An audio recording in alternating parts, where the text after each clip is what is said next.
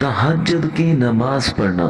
نبی کریم صلی اللہ علیہ وسلم نے ارشاد فرمایا، جو شخص رات کو بیدار ہو کر یہ پڑھے، لا الہ الا اللہ وحدہ لا شریک لہ لہ الملک ولہ الحمد وہو علی کل شیء قدیر، الحمد للہ وسبحان اللہ ولا الہ الا اللہ واللہ اکبر ولا حول ولا قوت الا باللہ، پھر یوں کہے یا اللہ مجھے بخش دے، تو اس کی دعا قبول ہوگی، اور اگر وہ وضو کرے اور نماز پڑھے تو نماز ضرور قبول ہوگی۔